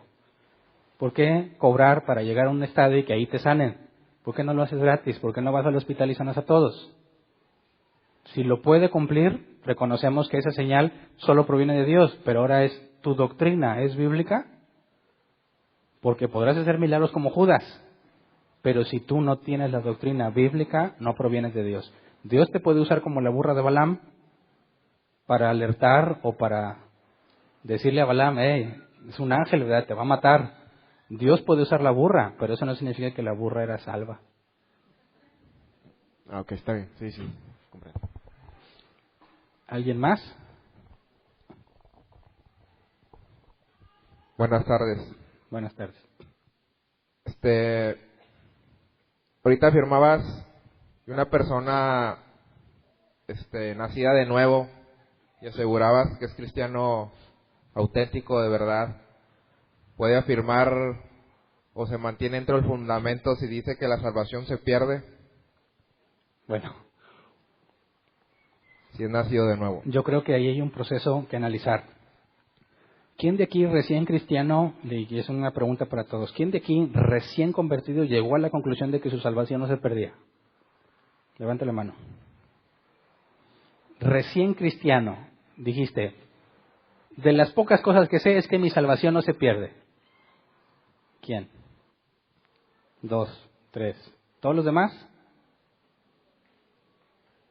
Ahora, si yo te pregunto ahora, ¿crees que la salvación se pierde? ¿Qué me contestarías? No. Bueno, si yo te hubiera preguntado el día en que pensabas que se perdía y me dices, sí se pierde, ¿significa que no eras cristiano? No. Entonces, a eso me refiero que es un tema secundario. Es como el rapto, que lo ponemos en el terciario, ¿verdad? Oye, me voy antes de la tribulación. No, me quedo. Bueno, hagamos la prueba. El día que venga Cristo y me vaya yo subiendo, si tú realmente eres de Él, te voy a decir ahí cuando vamos subiendo, decir, te lo dije. ¿verdad? Vamos a salir de dudas. Si llega el momento en que Jesús viene y tú pensabas que la salvación se perdía y no la perdiste, te voy a decir, te lo dije, pero va a llegar el momento en que lo sabemos con certeza. Puedes estar equivocado. Pablo dijo, 1 Corintios 4, lo que pongas encima del fundamento va a ser probado. Si pasa la prueba de fuego, vas a ser recompensado. Si no, sufres pérdida. Serás salvo, aunque como por fuego. Bueno, la siguiente pregunta va igual, pero ¿es recomendable entonces congregarte en ese tipo de iglesias que fundamenten? No, eso ya es una diferencia a nivel secundario, porque ellos van a estar esforzándose en convencer a la gente de que les sirva a Dios para no perderse. Mientras que los que nos apegamos a la doctrina bíblica de la seguridad de la salvación, nosotros nos motivamos o nos esforzamos en servir a Dios para agradarle. Ok. Gracias. ¿Alguien más? Aquí hay otra mano. Bueno, no me quedó muy claro sobre la revelación especial, lo que comentaste. Una amiga me comentaba que ella iba en sus pensamientos con un problema que nomás ella sabía que tenía, y de repente alguien llegó y le dijo, me dijo Dios que te dijera esto. Y le dio una respuesta que ella consideraba que estaba buscando de Dios. Y me dice, ¿es una revelación especial para mí? Estamos hablando de cosas distintas. Sí, revelación, sí. Cuando hablamos de la revelación especial, hablamos de la información que te lleva a la salvación. Entonces, si alguien de repente dijo, Dios dice esto, y se cumplió, eso no significa que se salvó, ni que ya sabe que se tiene que humillar ante Cristo, ni sabe que tiene que vivir una vida santa. Eso no es revelación especial en la forma en la que lo estamos hablando, ¿verdad? Que a ella se le mostró de forma especial es una cosa, pero no tiene, partiendo de ese dato, no tiene lo que se requiere para poder caminar con Dios. Por eso, si ponemos el caso hipotético que a muchos ateos les gusta poner, ¿qué pasa con una persona que sobrevivió un naufragio siendo un pequeño bebé? Su madre lo salvó, era un bebé, llegó a tener 3, 4 años, su madre murió y quedó solo. Por alguna razón sobrevivió, creció. Cuando muera, ¿se va a salvar o no? Y dices, no, ¿por qué? Dicen muchos cristianos, porque nunca aceptó a Jesús en su corazón. Ok. ¿Quién le dijo de Jesús? ¿Cómo podía aceptarlo en su corazón si nadie se lo dijo? Bueno, entonces, ¿se va a condenar o no? Entonces sería la pregunta, ¿cómo se salvó Abraham? Si te fijas, ahí hay que profundizar para determinar en una situación particular, porque Abraham no oyó de Cristo como nosotros lo oímos. Él no supo de la crucifixión ni de nada de eso. Pero hay un elemento común, dice, y creyó Abraham a Dios y le fue contado por justicia. Entonces, es muy difícil simplemente decir que una persona simplemente no se perdió porque nunca le dijo. Pero aún así, supongamos que se perdió. ¿Por qué Dios nunca le avisó nada? Ese es el punto que yo ponía. La revelación especial, Dios la revela a quien quiere. Dios le dijo a Moisés, tendré misericordia de quien yo quiera tenerla. ¿Es injusto al condenarlo? No, porque se le va a condenar según sus obras. Y según lo que él ha hecho, se le va a dar lo que merece. Pero que Dios haya querido regalarle la salvación a otros, no hace a Dios injusto. ¿Alguien más?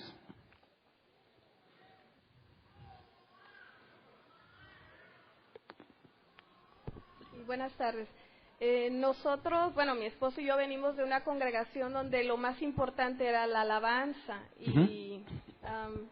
y cuando nos salimos de ahí nos dijeron, que les vaya bien, pero no deben de venir aquí a compartirle a los hermanos. Entonces, yo no sé, mi obligación no es ir a sacar a nadie del error, pero si ellos llegan a reunirse conmigo, ¿yo tengo la obligación de decirles o solo si veo el momento? Ok. Bueno, eso me recuerda a las palabras de un ateo. Él dice, cuando yo conozco a los cristianos, según él dice, yo me doy cuenta si es cristiano o no. ¿Cómo sabes? Dice, porque si es cristiano, y no me habla de Cristo, ¿qué tanto amor me muestra? ¿Qué tanto me tiene que odiar para no platicarme sobre la única forma que hay para salvarse? ¿Verdad? Entonces, dice, espérame, aunque parece muy correcto, deja fuera un pasaje de la Biblia. Que aprovechemos la oportunidad, el momento oportuno. Si iba pasando por la calle, ¿qué onda? ¿Cómo estás? Oye, platicamos. ¿Y no me dijiste el Evangelio? No, no es así, ¿verdad? Pero si se presentó el momento, oye, vamos a ver, ¿qué onda con Dios? Y tú dices, no, yo en temas de doctrina no me meto. Ahí estás mal. ¿Por qué? Porque es tu obligación, no hablemos de obligación. Si realmente amas a Dios y a tu prójimo y se presenta la oportunidad, ¿no le hablarías de la única esperanza que hay para librarse del juicio venidero? O sea, debo correr el riesgo de que me va a decir que estás mal y tu teoría... Es que uno sí sabe que las personas donde, yo supongo que a todos nos ha pasado de donde venimos, las personas no quieren escuchar otra cosa que lo que les fue dicho. Y si tú te atreves y les dices, aunque les digas, mi fundamento es la Biblia, lo primero que te van a decir, estás mal, tú no tienes amor, un montón de cosas. Sí. Que dices, Eres del diablo. ¿Qué necesidad tengo de que me volteen la cara y me maltraten? O sea, nosotros tenemos mucha amistad con ellos. Y sin embargo, yo tengo miedo de reunirme con ellos por ese miedo a que va a ser una cosa horrible.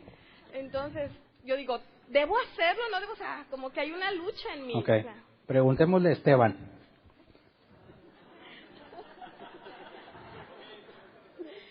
Si le pregunto, oye Esteban, vale, o sea, debes de decirle a un montón de judíos con piedras a su alcance, al Sanedrín que escuchó a Jesús y no le hicieron caso a Jesús, ¿vale la pena que les digas la verdad en su cara? ¿Qué crees que te va a contestar? Sí. Ese es el punto. No se trata de que seas una especie de loco maniático que a cualquiera que ves, ya le quieres predicar toda la Biblia. No, la Biblia no dice así. Si se presenta el momento, ¿verdad? Que tú también puedes buscar que se presente el momento. Y está el momento que, oye, sale el tema, o quizás hay una situación muy particular en la que es la última vez que vas a ver a la persona, aunque no salió el tema, si realmente lo amas a Dios y a tu prójimo, vas a buscar la manera de decirle, porque no lo vas a volver a ver. Así que debe de haber una motivación interna de decir, todo lo tengo por estiércol con tal de ganar a Cristo. Y si voy a morir y voy a padecer, que sea no por mis errores, sino por causa de Él. Y decimos la verdad, aunque nos cueste la vida. Porque si Dios ha definido un día en el que vas a morir, pero no me van a matar. Ahí está, entonces, ¿de qué te preocupas? El punto es que seamos honestos en el amor que decimos tener y que seamos congruentes con lo que sabemos. De ahí es donde vienen estas palabras del ateo, ¿verdad? ¿Qué tanto me tienes que odiar para no decirme la única forma en la que puedo librarme del juicio? Sí, nada más con mucha prudencia y educación. Claro. Gracias. Ahora, fíjate bien, o sea, hay otra pregunta. Aquí salió el tema saqué el tema de esta persona que se pierde y por qué Dios no le habló del Evangelio. Dios dijo, a Jacob amé y a Esaú aborrecí, ¿verdad? ¿Y cuál es la parte escandalosa? ¿Cuál es la parte que hace que la gente se moleste en eso? Que aborreció a Esaú. Pero, ¿podemos explicar por qué aborreció a Esaú? Sí. ¿Qué hizo Esaú con la primogenitura? ¿Qué clase de hombre era Esaú? Lo raro no es que haya aborrecido a Esaú. Lo raro es que haya amado a Jacob, considerando cómo era Jacob. Así lo que debería escandalizarnos es el amor a Jacob y no el rechazo a Esaú. Cuando alguien se queja del rechazo a Esaú, habla simplemente de su propia emoción. Porque si él se conociera tal cual es, no tendría ningún problema en entender por qué Esaú fue aborrecido. Lo escandaloso sería cómo pudo amar a Jacob. ¿Verdad? Buen día, hermanos. Pastor, te ruego y te agradezco que consideres y me corrijas incluso mis apreciaciones. En la parte cuando mencionaste algo referente a que Dios era, por decirlo, invisible, ¿verdad? Y imposible para nosotros en nuestra naturaleza humana verlo, no es que estemos dejando de lado o que estemos dejando aparte o que estemos dejando fuera o que no estemos considerando a la persona de nuestro Señor Jesucristo, sobre todo cuando pues la Biblia trata de Él y dice: a Dios nadie le dio jamás, el unigénito Hijo que está en el seno del Padre, Él le ha dado a conocer y en Él habita toda la plenitud de Dios. Yo estoy pensando, por eso te digo que te agradezco y te solicito que me corrijas, que es por el punto en el que estás empezando a enseñarnos acerca de los atributos de Dios y que tal vez por eso ahorita no lo has mencionado, pero no sé si esté muy equivocado, un poco equivocado o que mi apreciación sea, es que mira, digo, si Dios dice, tú lo has mencionado, no porque tú lo digas, sino porque la Biblia dice: el que me ha visto a mí, ha visto al Padre. O sea, en ese sentido, no podemos, o sea, no es así como se pudo haber escuchado de que, pues no, Dios, quién sabe cómo será, ¿verdad? No, pues claro que se reveló de una manera especial en la manera de Cristo. Sí, bueno, qué bueno que lo preguntas Voy a adelantarme un poquito a ese tema, nada más para aclarar a qué me estoy refiriendo. Cuando hablamos de la Trinidad, hay un concepto que debemos de tener muy claro. Sabemos que hay un solo Dios, ¿verdad? Dios. Invisible. No tiene materia, no le afecta el tiempo, no requiere espacio. Ese Dios se ha manifestado en 3 personas, ¿verdad? El Padre, el Hijo y el Espíritu Santo. Siguen siendo invisibles, no requieren materia ni espacio ni les afecta el tiempo. ¿Qué decimos de el Hijo? Que además tiene una naturaleza humana. El Verbo se hizo carne y habitó entre nosotros. Y ahora sí podemos decir: quien lo haya visto a Él, ha visto al Padre. Pero cuando yo hablo de los atributos en cuanto a Dios invisible y que trasciende el universo, hago referencia a la esencia divina que Jesús tiene. Pastor, respecto a la incomprensibilidad que bien nos has enseñado esta mañana, este mismo atributo o aspecto de Dios creo que es utilizado por los falsos maestros, tal vez se va a entender más cuando se escucha a las personas que les dicen a otras: no, a Dios no lo tienes que entender, a Dios no, tú obedéceme todo lo que yo te digo, y así es. Tristemente se escucha mucho en el mundo que dice ser cristiano. Entonces, precisamente esa incomprensibilidad, que sí creo que nos lo has enseñado bien esta mañana, eso es usada también por esos mismos falsos maestros que, apoyándose en esa a Dios no se le va a comprender nunca. Tú, si yo te digo que es así, tú tienes que hacerlo. No sé si estoy de acuerdo conmigo. Bueno, mira, déjame completar aquí el diagrama para que se lo lleven bien a sus mentes, porque luego van a decir, cuando lo encuentres en internet, van a decir: Hernán no lo hizo igual. El Hijo es Dios, el Padre es Dios, el Espíritu es Dios. El Hijo no es el Padre. El Padre no es el Espíritu y el Espíritu no es el Hijo. El Hijo tiene una naturaleza divina, una naturaleza humana. Más adelante lo veremos con detalle. Pero nomás era para que, si se lo van a llevar en la mente, se lo lleven completo. En el caso de la incomprensibilidad, tendríamos que analizar si una persona, si su pastor le dice: tú créeme a mí, porque a Dios no lo puedes comprender, habría que analizar por qué la persona está en ese lugar primero y cómo puede tomar una decisión, sabiendo que no conoce la Biblia, ¿verdad? Que es ignorante en muchas cosas. Tú tendrías que decir: si una persona está buscando a Dios, pero llega a un lugar donde le dicen: aquí yo soy el que te dice lo que debe de hacer, ¿es honesta la persona que permanece en ese lugar atendiendo a lo que un hombre le dice en lugar de buscar lo que Dios dice? Ahí hay deshonestidad en parte de la persona que se queda. Ella misma estaría reconociendo que no está buscando a Dios, está buscando a un hombre o un grupo de personas en particular. Desde el punto de vista de la persona, el hecho de que haga caso a ese tipo de instrucciones deja en evidencia que su verdadero interés no es Dios. quizás por inseguridad no le contesta al principio, ¿verdad? Y sigue en su vida tratando de vivirla, pero cuando se dé cuenta que lo enseña no tiene nada que ver con Dios, no podría permanecer ahí. En cuanto al hombre que enseña falsamente que no se puede comprender a Dios, simplemente demuestra que no tiene en alto la Escritura. Porque si él dice, no, tú no puedes comprender, aquí es lo que yo te diga, él se está poniendo como la revelación especial y deja la Biblia en términos secundarios, lo cual es absurdo. Entonces dice, tú la Biblia no la ocupas, aquí yo soy el que te dice qué hacer. Eso es proclamarse como una especie de agente especial y una especie de eminencia que viene a ser absurda a la luz de la Escritura. Entonces, si una persona hace eso, demuestra lo profundamente ignorante que es de la Biblia. En cierto sentido, pastor, pudieran tener algo de razón en este sentido, a lo que voy, que es la siguiente apreciación.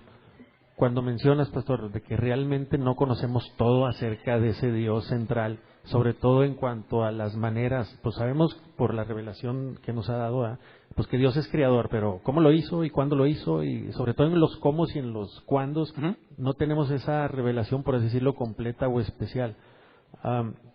La tercera pregunta era relacionada a esto. El que no tengamos todo ese conocimiento o revelación completa acerca de Dios, no quiere decir, pastor, que no tengamos la revelación, que la revelación esté incompleta para nosotros como seres humanos en el sentido en que Dios se nos ha querido revelar. O sea, el que no sepamos cómo lo hizo Dios y cuándo lo hizo Dios, no podemos decir, ¿sabes qué? Entonces malentendí que como el pastor nos enseñó eso, entonces la revelación de Dios no está completa. En ninguna manera estamos diciendo eso, ¿verdad? Sino que la revelación que Dios ha querido tener para con nosotros, podemos estar seguros de que está completa. Que no conozcamos todo, en que Dios cuando pensó en hacer la hormiga y el chapulín y el oso, o sea, esa es otra cosa, no tiene nada que ver con la revelación de Dios para con nosotros. ¿Así? Bueno, es que por definición, la revelación especial es la que se requiere para la salvación. Dios reveló lo que se requiere para salvar, ese es su propósito. El propósito no es que te conviertas en sabio. La Escritura da sabiduría, pero el propósito es la salvación. Así que nosotros aseguramos que la Biblia es completa en términos de salvación y la vida cristiana. Pero hay mucha información que no revela con respecto al universo y otra información que solo pertenece a Dios. O sea, la revelación para con nosotros, sobre todo para la salvación, está completa, claro que está completa. Que no conozcamos todo, cómo obra Dios y o sea, las cosas secretas pertenecen a Jehová nuestro Dios.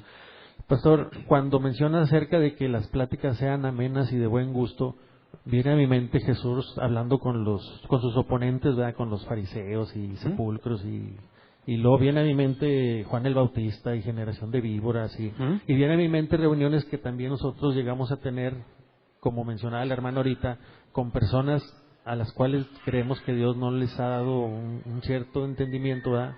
Guardando la humildad que debemos de tener. Pero la verdad es que tú te he escuchado que lo mencionas, pastor. Más o menos así lo dices. Bueno, si a Jesús le hicieron eso, si a los discípulos le hicieron eso, o sea, ¿cómo conciliar, pastor, esa parte de hablar de una plática amena y de buen gusto cuando la verdad, lo más seguro es que, por decir, tienes una reunión con hermanos con los que ya no conocí, y la verdad es que si salen las pláticas doctrinales o como decía la hermana, pues la verdad es que para ellos no va a ser ni amena ni va a ser de buen gusto. Y pues en el caso de los opositores de nuestro Señor Jesús y la predicación de Juan el Bautista, como creo que por ahí pusieron una imagen en la página esa de Facebook, se imaginan a Juan el Bautista diciendo vengan y puro amor y puro amor. ¿Cómo conciliar esa parte, pastor? O sea, no sé si mi apreciación, ¿qué opinas? De que no necesariamente siempre, estoy de acuerdo en que entre nosotros debe ser amén y de buen gusto, pero va a haber personas a las que no les va a incomodar el escuchar la verdad. Sí, es que las dos cosas bíblicamente ocupan en circunstancias distintas, o sea, se aplican en circunstancias distintas. Tú primero tienes que hablar, alguien que te dice que es cristiano, lamentablemente hoy en día eso no significa nada, ¿verdad? Lo más que significa es que va a algún tipo de iglesia o se congrega, hace alguna cosa. Lo primero que tú tienes que hablar es asegurarte que esta persona realmente conozca lo que la Biblia dice, partiendo de que es un incrédulo. Por eso el primer punto de encuentro que tienes con una persona es, el momento oportuno, buscar de forma amena y de buen gusto hablar. es una información o es una instrucción muy distinta cuando dice a aquellos que traen una doctrina correcta es necesario taparle la boca. Judas dice que con ellos trata de rescatarlos de donde están, pero aún ten su ropa como algo inmundo. Pablo dijo, no coman con ellos, no los reciban en su casa. Entonces, es una situación muy distinta a alguien que dice ser cristiano y afirma algo contrario a la Biblia, que alguien a quien estás tratando de llevarle el conocimiento de Dios. La forma en la que nos relacionamos con ellos es totalmente distinta. Primero buscas el momento oportuno, de forma de buen gusto, y cuando ves que es alguien que asegura ser cristiano, pero contradice la Escritura, es cuando Jesús les llamó hipócritas, fariseos, sepulcros blanqueados, raza de víboras. Eso ya es para dejar en evidencia al falso maestro entre nosotros que asegura que viene de Dios. Que lo que esté de nuestra parte como ser humano, no hagamos nada que deje de ser ni ameno ni de buen gusto. Ya si el mensaje de la palabra de Dios, eso va a provocar en ellos, pues que sea el mensaje y no tanto nuestra persona. Es lo que tal vez deberíamos de cuidar nosotros. Sí, si tú hablas de buena forma, imagínate, vamos a poner un caso hipotético. Viene el día de la Guadalupana y te vas a la mera basílica y les dices, son unos idólatras. ¿Cómo van a reaccionar? Ahora, ¿cómo les explicas amablemente que no requieren ir de rodillas ni golpeándose desde un punto A a un punto B para lograr el favor de Dios? ¿Qué palabras lo describes? Te aseguro que cualquier palabra que quieras usar va a ser totalmente ofensiva. Y ahí, ni modo, ¿verdad? Nosotros cuando dices la verdad puede resultar muy ofensiva, pero eso no justifica que le agregues insulto, ¿verdad? La verdad ya es suficiente muchas veces. Si tú ya le agregas insultos y ya tú vienes a estar errando al blanco y haciendo algo que no te corresponde. Gracias. Muy bien. ¿Ya no hay más preguntas? Ya no. ¿Avisos?